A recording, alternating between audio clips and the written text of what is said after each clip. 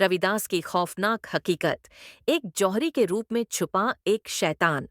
रविदास, जो हर रोज एक नई लड़की से शादी करता और अगली ही सुबह उसकी मौत की खबर पूरे गांव में फैल जाती।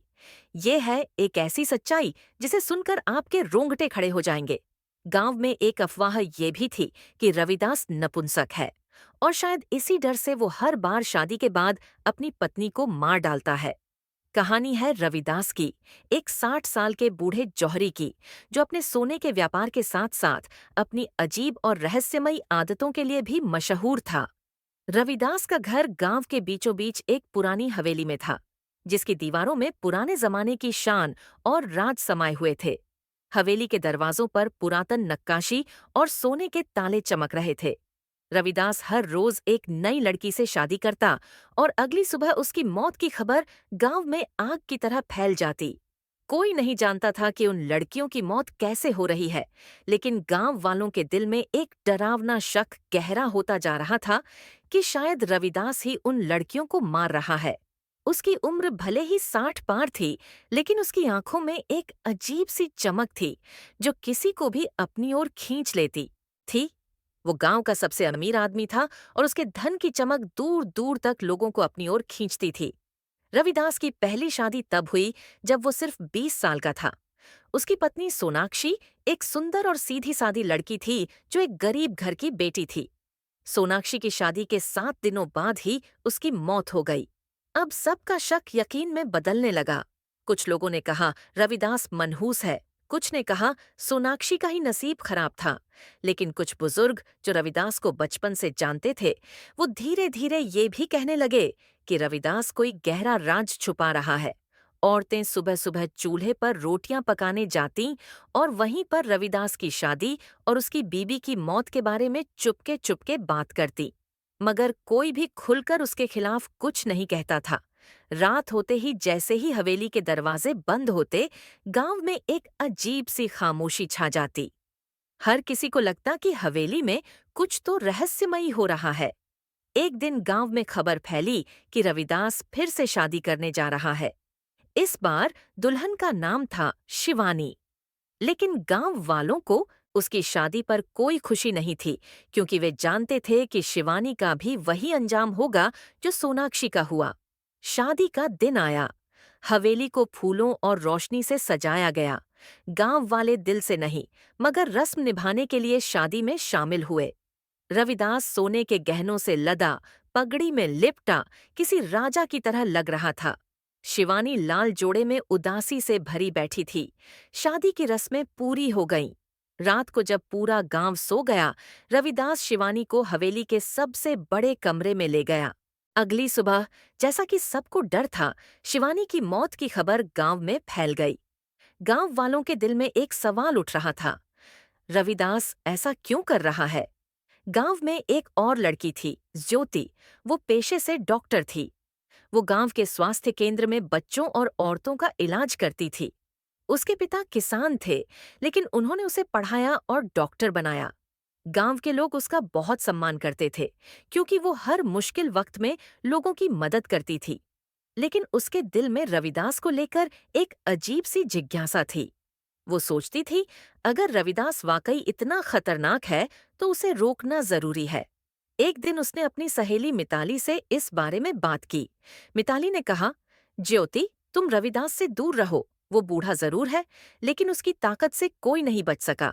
लेकिन ज्योति ने जवाब दिया, अगर हम सब चुप रहेंगे तो जुल्म का सिलसिला नहीं थमेगा। कोई तो ऐसा जरूर होगा जो उसकी परछाई में छिपे सच को जानता होगा। ज्योति ने ठान लिया कि वो इस पहेली को जरूर सुलझाएगी। उसने गांव के बुजुर्गों से जानने की कोशिश की, लेकिन किसी ने भी साफ साफ कुछ नहीं बताया। तब ज्योति ने एक नौकर से सुना कि रविदास अक्सर अपने कमरे में अकेले कुछ बुदबुदाता रहता है। ज्योति को लगा कि अगर वह उसके नजदीक पहुंचे तो हो सकता है कुछ राज खुल जाए। लेकिन रविदास के करीब जाना आसान बात नहीं थी। फिर एक दिन खुद रविदास ने ज्योति के घर शादी का प्रस्ताव भेज दिया। गांव में ये खबर सबको चौंका देने वाली लगी। ज्योति के माँ बाप डर गए, पर ज्योति ने कहा, यही मौका है। अगर मैं कुछ न कर पाई तो फिर कोई नहीं कर सकेगा। उसने शादी को हाँ कर दी। शादी के दिन ज्योति ने लाल जोड़ा पहना और उसके चेहरे पर एक विचित्र मुस्कान थी।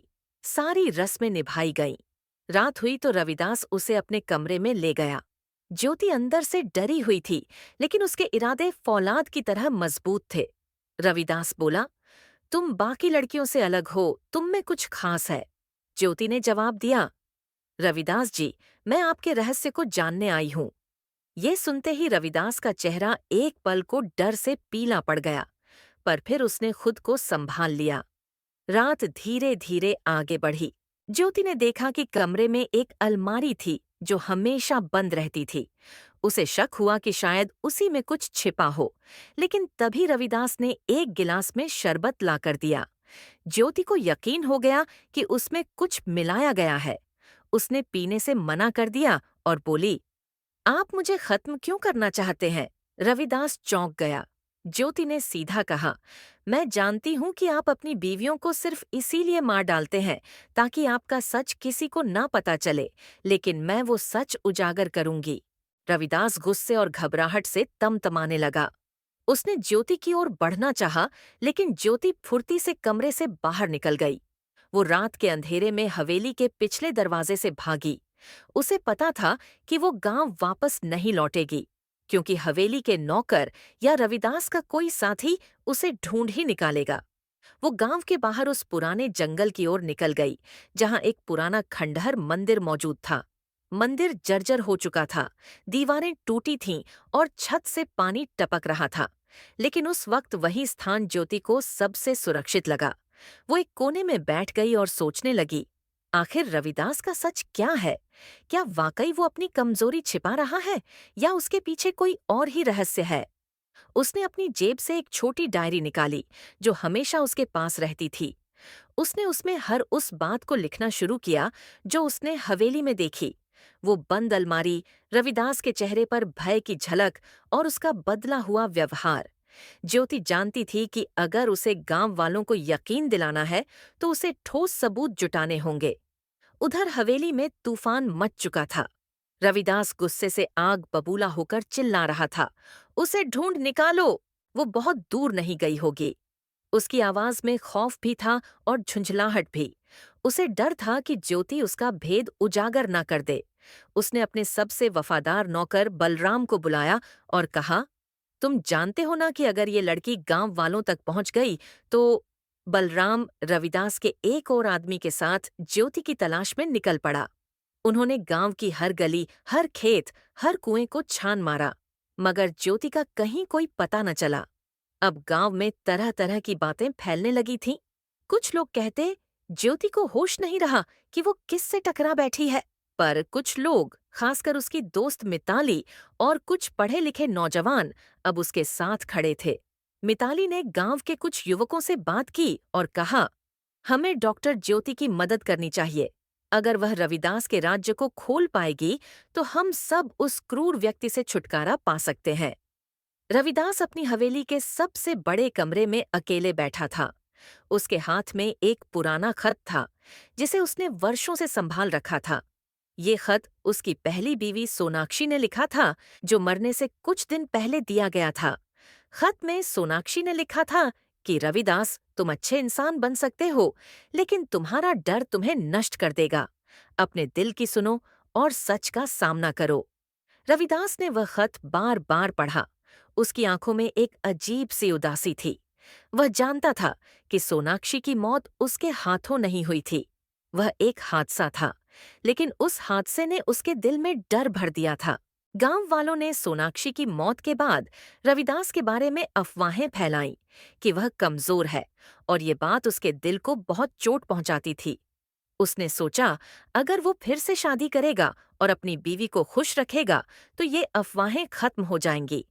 लेकिन जब उसकी दूसरी बीवी की भी मौत हो गई तो उसने ठाना कि हर उस औरत को मार डालेगा जो उसके राज्य को जानती है। रविदास का राज सिर्फ उनकी कमजोरी नहीं थी, इसके पीछे एक और गहरा राज था जो उसने अपनी हवेली की बंद अलमारी में छुपा रखा था। वह अलमारी उसकी जिंदगी का सबसे बड़ा राज था, और वह किसी को भी उसके करीब नहीं जाने देना चाहता था। दूसरी ओर डॉक्टर ज्योति मंदिर में बैठी अपने अगले कदम के बारे में सोच रही थी। उसे समझ आ गया कि वह अकेले रविदास का सामना नहीं कर सकती। उसे गांव वालों की मदद लेनी होगी। लेकिन गांव वाले रविदास से डरते थे। वह चुपके से गांव की ओर लौटी। वह अपने घर नहीं गई, बल्कि मिताली के घर गई। मिताली डॉक्टर ज्योति को देखकर हैरान हो गई और बोली, तुम ठीक हो? रविदास के आदमी तुम्हें ढूंढ रहे हैं। डॉक्टर ज्योति ने मिताली को सारी बात बताई। हमें रविदास को बेनकाब करना होगा। उनकी हवेली में एक अलमारी है जिसमें उनका राज छुपा है। अगर हम उस अलमारी तक पहुंच गए तो हम उन्हें रोक सकते हैं। मिताली ने कहा, लेकिन यह बहुत खतरनाक है। रविदास तुम्हें मार देगा। डॉक्टर ज्योति ने मुस्कुराकर कहा, अगर हम डर गए तो वह और औरतों को मारता रहेगा। हमें उसे रोकना ही होगा। ज्योति और मिताली ने गांव के कुछ युवकों को इकट्ठा किया। उनमें भोलू भी था, जो बहादुर और मजबूत लड़का था और ज्योति का बचपन का दोस्त था। भोलू ने कहा, तुम सही कहती हो। रविदास ने हमारे गांव को डर के साए में रखा है। हम तुम्हारे साथ हैं। डॉक्टर ज्योति ने सबको अपना प्लान बताया। वे रात को रविदास की हवेली में घुसेंगे और अलमारी से राज निकालने की कोशिश करेंगे। डॉक्टर ज्योति रविदास के नौकरों को उलझाएगी, जबकि भोलू और मिताली हवेली के पीछे के दरवाजे से अंदर जाएंगे। लेकिन यह काम आसान नहीं था। हवेली में कई नौकर थे और बलराम हर वक्त चौकन्ना रहता था। डॉक्टर ज्योति, भोलू और मिताली हवेली के पास पहुंचे। डॉक्टर ज्योति ने एक पत्थर उठाया और हवेली के मुख्य दरवाजे पर जोर से मारा। नौकरों ने शोर सुना और दरवाजे की तरफ दौड़े। उसी वक्त भोलू और मिताली पीछे के दरवाजे से अंदर घुस गए। बलराम ने डॉक्टर ज्योति को देखकर कहा, ज्योति, तुम्हारी हिम्मत कैसे हुई वापस आने की? उसने डॉक्टर ज्योति को अंदर बुलाया और पूछा, तुम वापस क्यों आई हो? क्या तुम्हें मौत से डर नहीं लगता? डॉक्टर ज्योति ने हिम्मत से कहा, रविदास, मैं तुम्हारा राज जानती हूँ। तुम अपनी बीवियों को इसलिए मारते हो क्योंकि तुम अपनी कमजोरी छुपाना चाहते हो। लेकिन अब यह राज छुप नहीं सकता।